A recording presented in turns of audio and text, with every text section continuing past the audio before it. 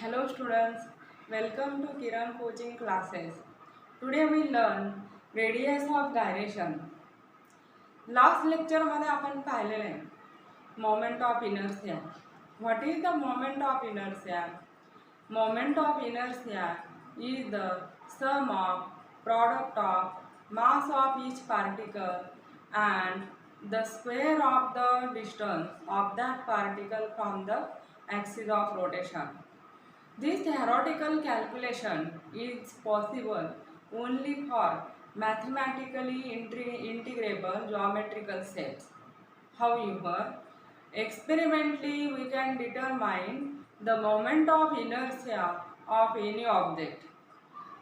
Moment of inertia of any object is depend upon the mass and also depend upon the mass distribution about the axis of rotation. We have to consider moment of inertia of object. It is equal to mk square, where m is mass of that object and k is the point at which whole mass is concentrated. Suppose here this is a rigid body. This is a rigid body and its mi about this axis of rotation is I. I is the mi and m is the mass of this rigid body. M is the mass of this rigid body. We consider the point at which whole mass of this body is concentrated. Whole mass is concentrated. Suppose m is the whole mass is concentrated at this point, and we have to find its mi, that is mi of this rigid body, that is mi of this point. It is equal to mk square. Here it is the at distance k from the axis of rotation. This is the axis of rotation and that point at which whole mass is concentrated and its distance from the axis of rotation is k. And therefore mi of this point it is equal to mk square, that is it is same as the rigid body. And therefore we can write as a I equal to mk square. Here this that is the k is the radius of gyration. K is the radius of gyration, and as the value of k is less, physical significance of a radius of gyration. If the value of k is less, then moment of inertia is less, then I is less. This shows that here mass distribution is close to the axis of rotation. हे axis of rotation च्या कसं राहणार आहे, mass distribution close राहील. If value of k is large, k large असेल तर then I is also large. This shows that mass distribution is away from the axis of rotation. That is, from k we recognize the mass distribution. Therefore radius of gyration it gives the mass distribution.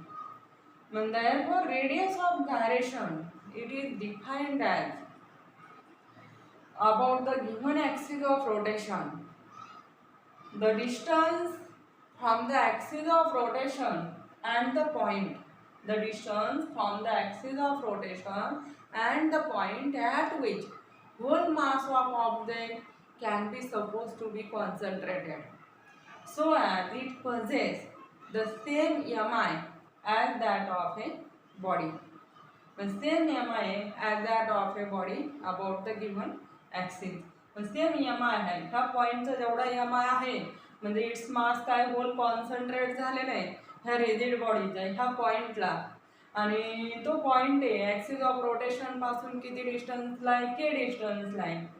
हे जे distance आहे axis of rotation पासूनचं पॉइंटचं at which whole mass of rigid body is suppose to be concentrated, and this distance is called as a radius of gyration, at which here the its mi is same as that of a body. This is the radius of a gyration. आपण moment of inertia पाहिलेलं आहे, रिंगसाठीचा moment of inertia पाहिला आहे. mi of a ring about the axis perpendicular to its plane. Perpendicular plane ला perpendicular आहे. But this axis is also called as a transverse axis. Mi of a ring about transverse axis, suppose we denote it as a IR. And this mi of ring about this transverse axis, it is equal to mr square. हे आपण पाहिले. आणि here radius of gyration. Radius of गायरेशनच्या form मध्ये suppose आता ह्या पॉइंटला काय टोटल मास काय कॉन्सन्ट्रेट आहे म्हणजे की इट इज इक्वल टू काय होणार आहे एम के स्क्वेअर. ह्या फॉर्म मध्ये आपल्याला कन्सिडर करता येईल. म्हणजे फोर काय येणार हियर मास गेट कॅन्सल आणि radius of gyration K equal to काय होणार आहे आर. म्हणजे रेडियस ऑफ रिंग एवढा काय राहणार आहे रेडियस ऑफ गायरेशन राहील ऑफ ए रिंग. आणि आता आपल्याला डिस्कचा सुद्धा आपण एमआय पाहिलेला आहे. डिस्कचा MI about the transverse axis. Transverse ॲक्सिसच्या अबाउट म्हणजेच काय that axis perpendicular to the plane of disc and passing through its centre. ह्या अबाउट दिस ॲक्सिस आपण काय एमआय पाहिलेलं आहे. आणि suppose I D is the MI of this disc and it is equal to m into 1/2 mr square. हे आपण पाहिलेलं आहे 1/2 mr square. आणि आपण के पॉइंट कन्सिडर करू ॲट विच काय whole mass of disc is concentrated. मग radius of गायरेशनच्या फॉर्म मध्ये काय येणार moment of inertia of a disc it is equal to m into kd square. kd म्हणजे रेडियस ऑफ गायरेशन आहे of a disc KD square एवढं येणार. आणि ह्या इक्वेशन वरून काय येणार हियर एम गेट कॅन्सल आणि आर स्क्वेअर इक्वल टू काय येईल 2 टाइम काय येणार आहे केडी स्क्वेअर किंवा मग केडी स्क्वेअर इक्वल टू काय here we can write as a KD square equal to R square upon 2 and this is equal to kd equal to काय मिळणार आपल्याला radius of gyration of a disc equal to r upon in under root 2. Radius of gyration of a ring it is equal to काय ring साठीचा radius of gyration r आहे. It is equal to radius of ring आणि radius of gyration of a disc equal to काय r upon under root 2 आहे. म्हणजेच आपल्याला काय म्हणता येईल radius of gyration of a disc is less than radius of gyration of हे काय रिंग. म्हणजेच काय रिंगचं रेडियस ऑफ गायरेशन ग्रेटर आहे आणि ते कुठे अलॉंग द काय circumference of a that ring and therefore it is equal to radius of a ring. हे रेडियस ऑफ गायरेशन आहे. आणि दिलेले रिजिड बॉडी आपण जर ॲक्सिस ऑफ रोटेशन चेंज केलं तर रेडियस ऑफ गायरेशन सुद्धा काय होईल चेंज होईल. म्हणजे कोणत्याही बॉडीसाठी रेडियस ऑफ गायरेशन कॉन्स्टंट राहील का नाही. ॲक्सिस ऑफ रोटेशन चेंज झालं तर radius of gyration also changes. It does not remain the constant. हे आपण रेडियस ऑफ गायरेशन पाहिलं. आता आपल्याला थेरम पाहायचा आहे. थेरम ऑफ पॅरलल ॲक्सिस आणि थेरम ऑफ काय परपेंडिक्युलर ॲक्सिस. तर रेडियस ऑफ गायरेशन सुद्धा इम्पॉर्टंट आहे 2 मार्कासाठी येतं. Defined radius of gyration and give it's physical significance. Physical significance म्हणजे काय radius of gyration if it is less than moment of inertia is less. This shows that MI mass distribution is close to the axis of rotation. If k is large then I is also large. This shows that mass distribution is away from the axis of rotation. हे 2 मार्कासाठी विचारलं जातं. आणि आता आपल्याला theorem पाहायचा theorem of parallel axis आणि theorem of perpendicular axis.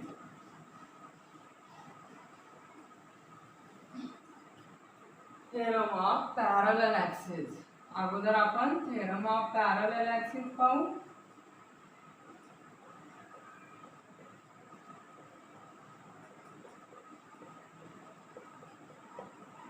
आता theorem of parallel axis किंवा थेरम ऑफ परपेंडिक्युलर ॲक्सिस कशासाठी युजफुल आहे तर आपण रिंगचा एम-आय पाहिलेला आहे, फक्त अबाउट काय ट्रान्सव्हर्स ॲक्सिस पाहिला.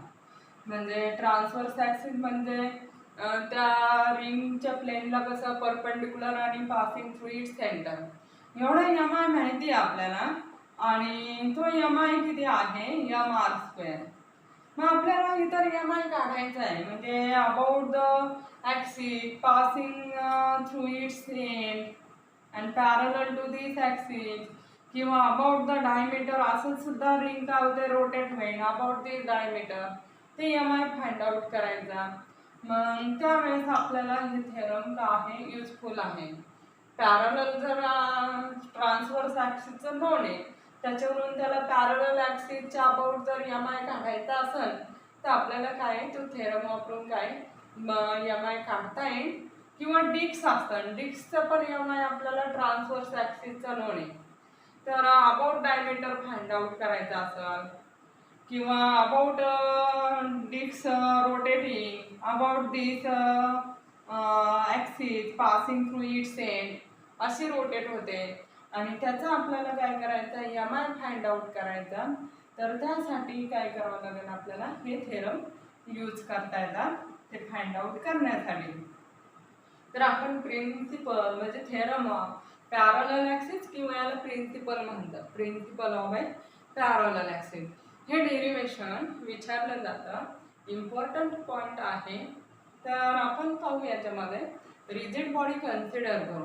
Suppose this is a rigid body, any rigid body, and suppose we consider this, that is axis passing through O point. Suppose हा O point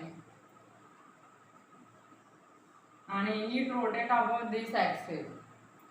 Also if we consider another the axis passing through its center of mass, center of mass मधून pass होणारा axis आहे,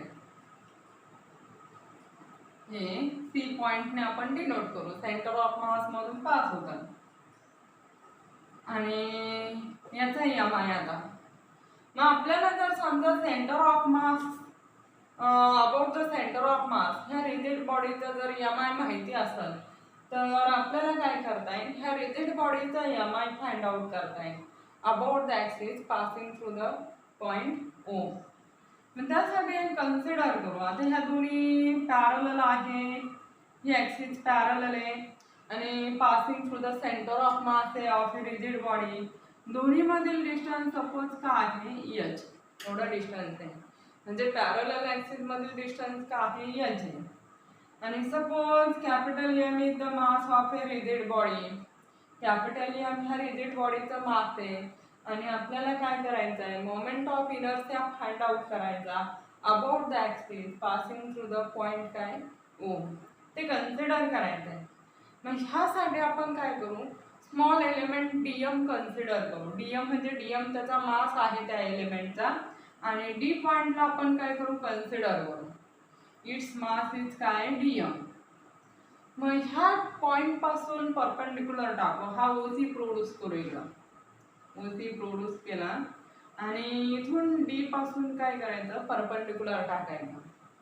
आणि आता काय करायचं, या OD join करता येईल आणि सी डी जॉईन करू, हे दोन्ही जॉईन केलं.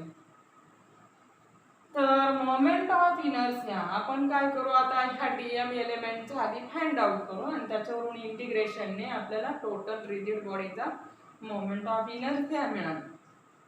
Therefore here the moment of inertia of this rigid body about the axis it is equal to, suppose आता हे डिस्टन्स किती आहे c आणि हा n पॉइंट कन्सिडर करू, n पॉइंट आहे.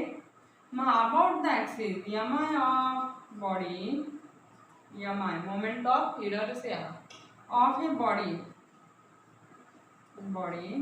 about axis O, axis O च्या about it is equal to काय येणार आहे आय ओ ने डिनोट करू आपण, ते आय ओ याने डिनोट करता येईल. and this is equal to here distance किती आहे ओडी डिस्टन्स आहे मग डीएम इंटू काय येणार आहे ओडी स्क्वेअर. एवढं काय मोमेंट ऑफ इनर्शिया आहे. आणि आपण बॉडी कन्सिडर केलं म्हणजे टोटल रिजिड बॉडीचा फक्त आता ह्या एलिमेंटचा मोमेंट ऑफ इनर्शिया किती राहणार आहे डीएम इंटू ओडी स्क्वेअर एवढा राहणार. आणि टोटल रिजिड बॉडीचं म्हणल्यानंतर integration of OD square into काय येणार आहे डीएम येणार. It is equal to integration of OD square into DM. एवढा मोमेंट ऑफ इनर्शिया आहे of this rigid body about the axis passing through the point O. Any axis consider केलेले आहे आपण. आता नंतर moment of inertia of this body rigid body passing through its काय centre of mass M I of body about axis passing through काय center of mass C. It is equal to IC ने denote करू आपण ते. आणि ह्या point पासूनचं ह्या पॉइंटचं D point आहे त्याचं डिस्टन्स ह्या ॲक्सिस ऑफ रोटेशन पासून किती आहे CD. म्हणजे इट इज इक्वल टू काय येणार आहे integration of CD square into काय डीएम म्हणजे मास इंटू CD स्क्वेअर. एवढं काय IC मिळालं आपल्याला. M I of this body about the axis passing through the centre of mass of this body. नंतर काय कन्सिडर करताय हा ट्रायंगल कन्सिडर करू. In triangle O N D ह्या ट्रायंगल मध्ये पायथागोरस थेरम वापरताय. मग देअरफॉर काय we can write as a O N D in triangle O N D.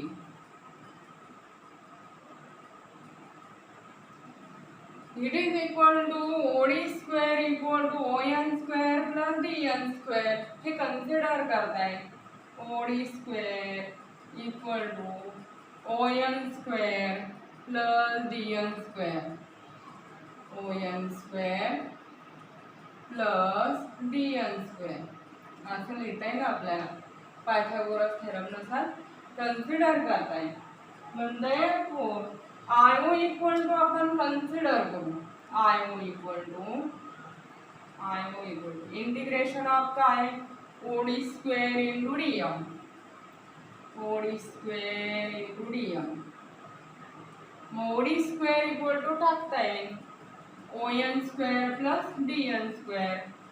It is equal to ON square plus DN square आणि into काय DM. ON आता कसं लिहिता येईल OC प्लस CN असं लिहिता येईल ON. This is equal to OC plus CN bracket square आणि प्लस DN स्क्वेअर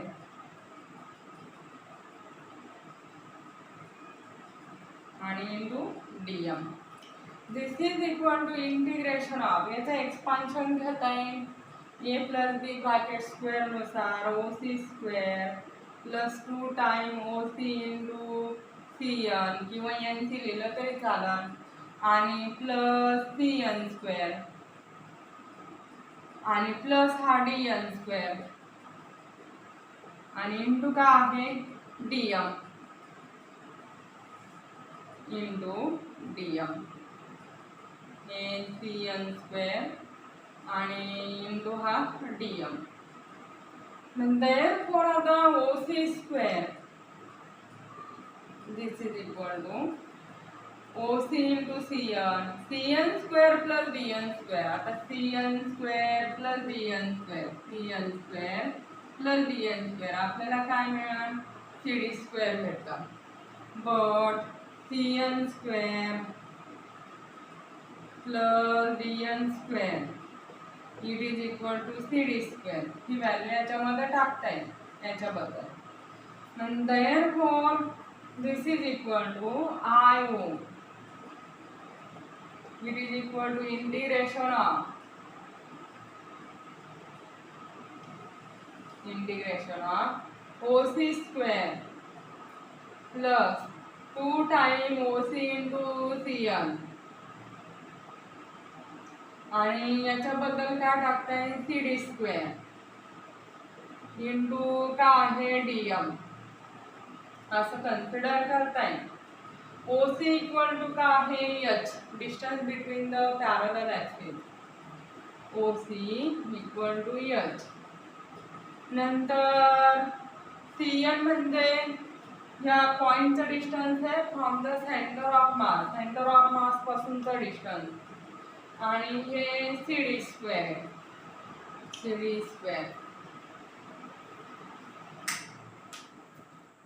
H आणि यात टाकता येईल therefore IO equal to integration of H square plus 2 time H into CN आणि plus CD square into DM. Separate घेता येईल. DM एलिमेंटने multiply करता येईल. IO equal to H square into DM plus 2HCN integration ही separate घेता येईल 2H आणि into integration of CN into DM आणि plus integration of CD square into DM separate integration सुद्धा घेतलं आपण. नंतर फोर आता काय करता येईल H काय कॉन्स्टंट आहे ते बाहेर घेता येईल H square into integration of DM plus 2H into integration of CN into DM आणि plus integration of CD square into DM. एवढं इंटिग्रेशन येतं. मग इंटिग्रेशन ऑफ DM म्हणजे टोटल DM एलिमेंटच्या मासचं काय सम आहे म्हणजे आपल्याला काय मिळेल टोटल बॉडीचं मास मिळेल. म्हणजे integration of DM it is equal to काय येणार कॅपिटल M. CN म्हणजे डिस्टन्स आहे ह्या पॉइंटचं फ्रॉम द ॲक्सिस आहे about the centre of mass आहे आणि about the centre of mass distribution कसं आहे सेम आहे त्यामुळे हे जे इंटिग्रेशन आहे ते काय येतं 0 येतं. therefore we consider as therefore IO it is equal to इथं कन्सिडर करते मी IO it is equal to H square into M plus 2H into काय 0 आणि plus this value integration of CD square into DM it is equal to IC. Here integration of DM it is equal to capital M mass of a rigid body and integration of CN into DM it is equal to 0 and integration of CD square into DM it is equal to IC. मी एवढे integration मिळालं आपल्याला and therefore IO it is equal to here M into H square आणि plus IC. Therefore we can write as a IO it is equal to IC plus M into H square. एवढं काय मिळालं आपल्याला equation मिळालं आणि हे equation कशासाठीचं आहे principle of a parallel axis म्हणजे पॅरलल ॲक्सिस आहे. मग IO म्हणजे MI of a body about any axis passing through the point O आणि IC म्हणजे MI of a body about the axis passing through it centre of mass. मग हे जे centre of मास मधून जाणारे ॲक्सिस आहे ते कशाला आहे ह्या ॲक्सिसला पॅरलल आहे. M is the mass of a body आणि H is the distance between these two parallel axes. ह्या दोन्ही पॅरलल ॲक्सिस मधील काय आहे डिस्टन्स आहे. therefore स्टेटमेंट काय कन्सिडर करता येईल आपल्याला थेरम ऑफ पॅरलल ॲक्सिस काय होणार आहे moment of inertia of a rigid body about any axis that is passing through the point O is equal to sum of moment of inertia of a body about the axis passing through its center of mass and parallel to the given axis, and product of mass and square of the distance between two parallel axes. This is the principle or theorem of a parallel axis. काय आहे theorem? Moment of inertia of a body about any axis passing through the point O is equal to sum of moment of inertia of a body about the axis passing through its center of mass and parallel to the axis passing through the point O, and product of mass of a body and square of the distance between parallel axes. This is the here theorem of a parallel axis. आणि हा theorem वापरून आपल्याला बॉडीचं काय करता येतं, different बॉडीचा EMI find out करता येतात. म्हणजे त्या सेंटर ऑफ मास मधून जाणाऱ्या ॲक्सिसला ती पॅरलल असेल तर काय करता येतं, फाइंड आउट करता येतं. हे डेरिवेशन आहे ते 3 मार्कसाठी विचारलं जातं. आणि परपेंडिक्युलर ॲक्सिस थेरम आहे तर तो आपण नेक्स्ट लेक्चरमध्ये पाहू.